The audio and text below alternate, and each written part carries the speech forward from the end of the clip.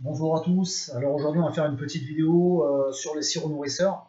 Beaucoup parmi vous avaient apprécié la première vidéo que j'avais faite l'année dernière sur le sirop nourrisseur aux plantes. Donc cette année, eh bien, je vais refaire une nouvelle vidéo pour la simple et bonne raison qu'en fait, j'ai apporté des petites modifications sur la recette du sirop que j'avais fait.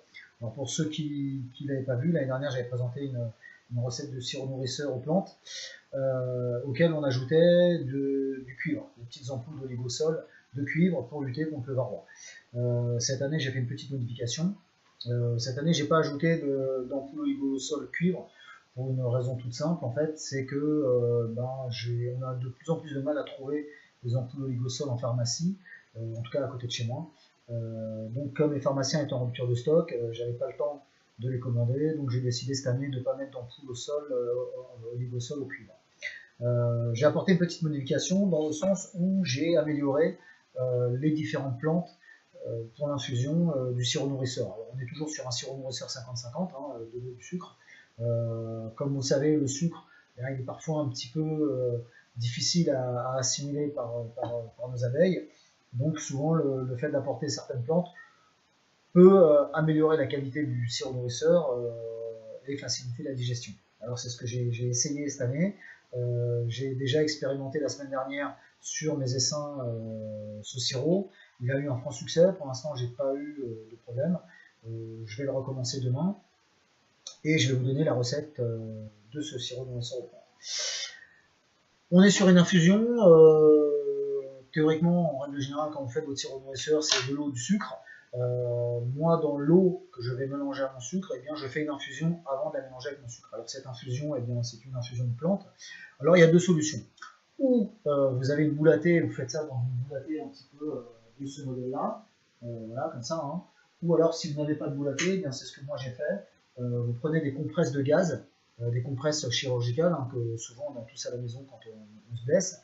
Des compresses que vous ouvrez et à l'intérieur desquelles vous allez mettre vos plantes.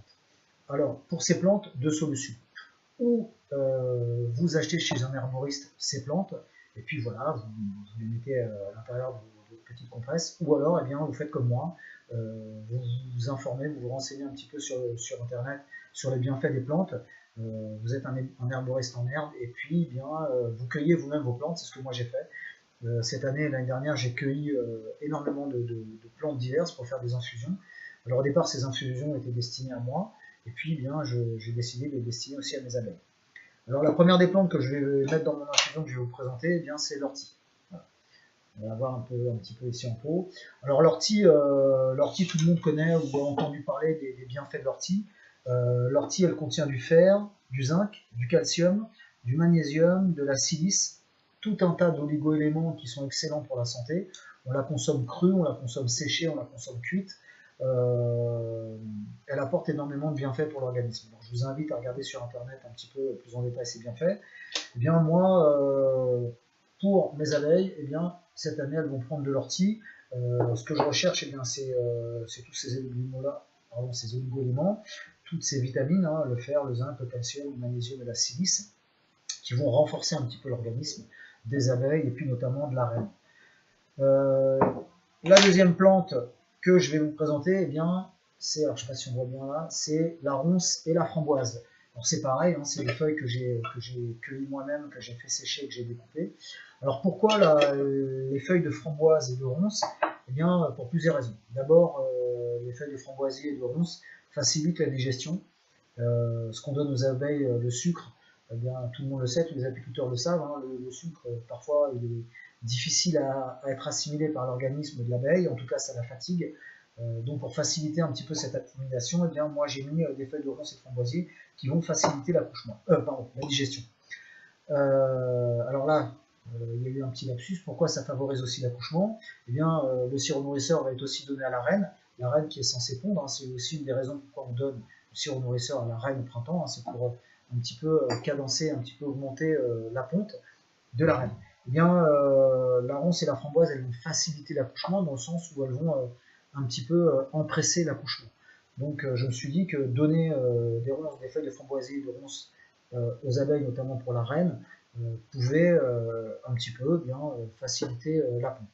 En tout cas, c'est l'idée que je m'en suis fait, je me trompe peut-être. mais je me suis dit pourquoi pas. Deuxième plante que je vais vous présenter, le laurier. Alors là c'est pareil, hein, le laurier, moi j'en ai au jardin, donc c'est des feuilles de laurier que j'ai découpées, que j'ai fait sécher, que j'ai mis en pot. La première des particularités du laurier, c'est que bien, elle facilite la digestion. C'est pour ça qu'en général on en utilise dans nos plats. C'est pas seulement parce que ça donne du goût, mais c'est aussi parce que bien, le laurier facilite la digestion, et quand on mange un bon bourguignon ou un bon pot-au-feu, bien de mettre des feuilles de laurier dedans va faciliter la digestion du repas. Donc voilà, donc, encore une fois, le laurier, j'ai fait l'assimilation, digérer, assimiler le glucose contenu dans le sucre qu'on donne aux abeilles. Peut-être que le laurier peut aider un petit peu à l'assimilation du sucre qu'on leur donne dans le sirop nourrisseur. La deuxième raison pour laquelle j'ai mis du laurier, c'est que le laurier contient des glucides. Il contient de la vitamine A, de la vitamine B, de la vitamine C, de la vitamine D, du calcium, du fer, du potassium et du magnésium. Donc que des bonnes choses pour nos abeilles, et je me suis dit pourquoi pas. Autre plante que j'ai donnée, de la mélisse. Alors voilà, on parle encore une fois de la mélisse séchée. Alors là, dans le pot, là, il y a deux choses. Il y a de la mélisse et il y a de la menthe. La menthe, c'est pareil, ça facilite la digestion, c'est antiseptique, ça apporte tout un tas de choses, comme la mélisse qui est une cousine de la menthe.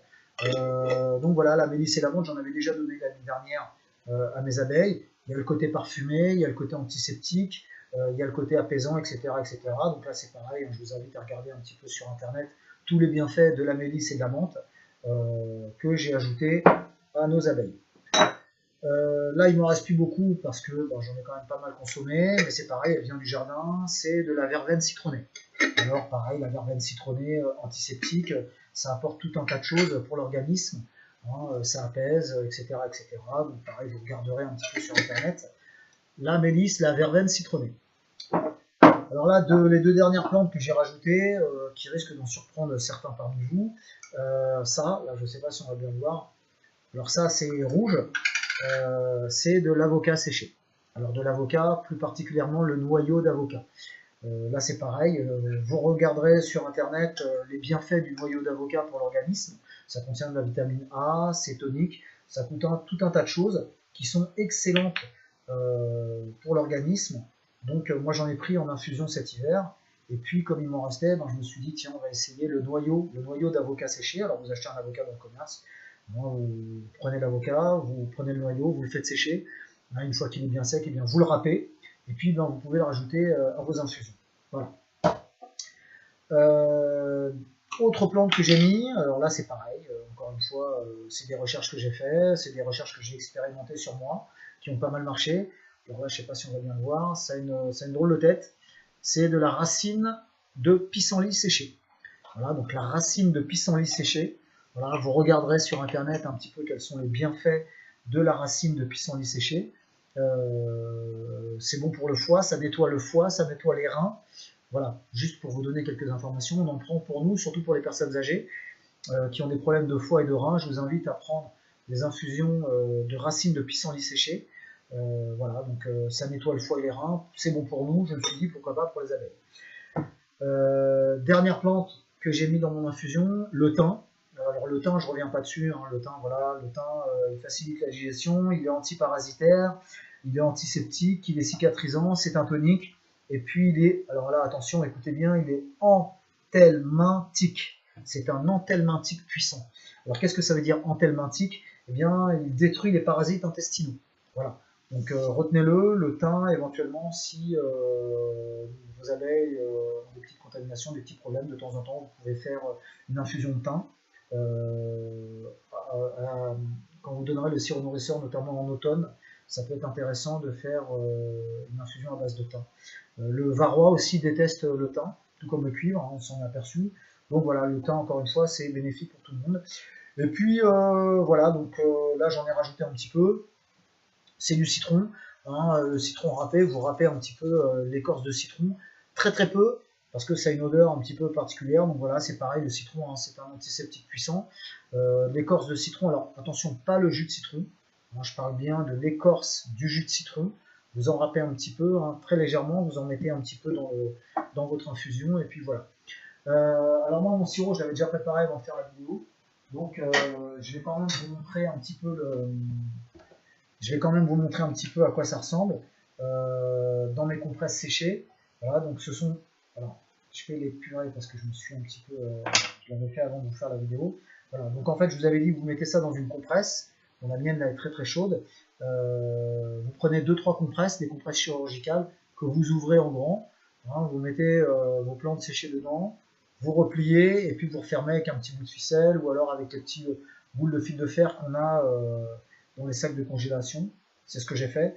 Donc en gros, c'est gros comme une balle de golf. C'est l'équivalent d'une balle de golf pour 1 litre d'eau. Voilà, moi, je fais toujours mes sirops nourrisseurs 1 litre, 1 litre et demi, l'équivalent d'une grosse balle de golf. Hein, voilà, vous faites infuser ça. Alors, le délai d'infusion, il n'y a pas de temps. Hein, 2 minutes, 5 minutes, 10 minutes. Là, moi, la mienne, ça fait à peu près 10 minutes qu'elle infuse. Voilà, je vais la retirer une fois que j'aurai fini la vidéo. Moi, je travaille beaucoup à l'instinct. Je ne me fie pas trop aux chiffres. Hein, c'est pareil. Certains parmi vous risquent de me demander, voilà, quelle quantité tu mets dans tes compresses. Il n'y a pas de quantité. Voilà. Moi, je travaille un petit peu au pif. Je travaille un petit peu à l'instinct. Là, par exemple, dans l'infusion que j'ai mis beaucoup d'ortie.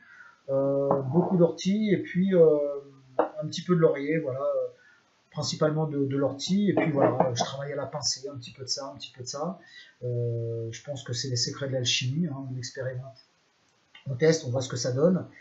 C'est un peu au feeling, donc ne me posez pas la question, voilà, combien d'ortie t'as mis, combien de ça t'as mis, sincèrement je serais incapable de vous dire. Voilà, moi je fais un peu au pif. Certains parmi vous vont critiquer peut-être cette méthode. Vous savez maintenant, je suis prêt à accepter toutes les critiques, hein, ça ne me dérange pas. Voilà. Donc je pars du principe que voilà, il faut expérimenter. Je vous dis, j'ai essayé ça la semaine dernière, j'ai pas eu de soucis. Les pots ont été vidés en l'espace d'une journée.